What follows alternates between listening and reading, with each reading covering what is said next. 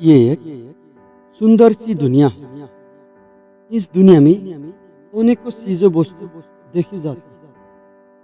आज हम ईश्वर ने बाइबल के अनुसार इस दुनिया को कैसे आरंभ किया है उससे जानेंगे। पहले ईश्वर ने आकाश और पृथ्वी को बनाया, फिर अंधेरे और पुहर को चुना, अंधेरे को रात, पुहर को दिन से करा।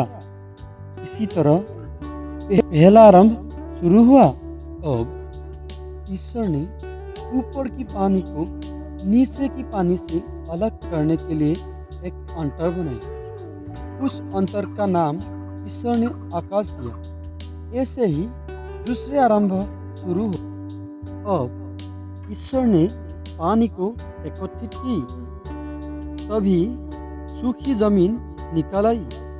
सूखी जमीन को ईश्वर ने पृथ्वी का नाम दिया और एकत्रित हुए पानी को समुद्र की नाम दिया। उसमें से ईश्वर ने पेड़, घास, अनाज उगाने लगी। इसी तरह तीसरा आरंभ शुरू हुआ। एक बार फिर ईश्वर ने आकाश में ज्योतियां बनाई। दिन के लिए सूरज बनाया, रात के लिए चंद्रमा और सभी ताराओं को बनाई। इसी तरह चौथा आरंभ शुरू हुआ। फिर ईश्वर ने पानी में तैरने के लिए मछलियाँ और आकाश में उड़ने के लिए चिड़िया बनाई। बोलो बोलो, उसने उनसे कहा, संसार में संगीत और पानी में सब छपाने आवाज़ों से भर दो। इसी तरह पांचवी आरंभ शुरू हुआ। एक बार फिर ईश्वर ने जानवर बनाया।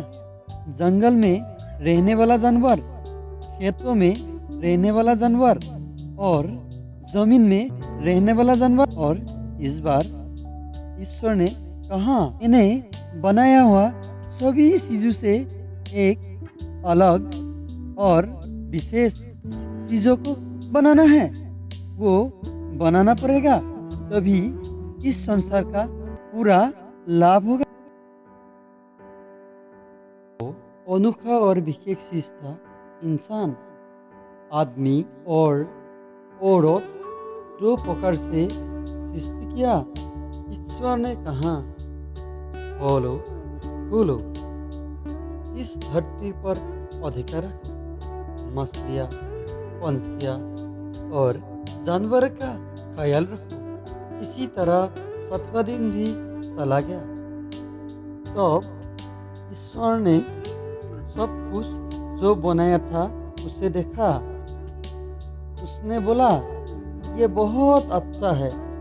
इसी तरह सातवां दिन ईश्वर विश्राम किया और उस दिन को विशेष रखा। इसी तरह इस दुनिया का इस सुंदर सा संसार का सृष्टि हुआ।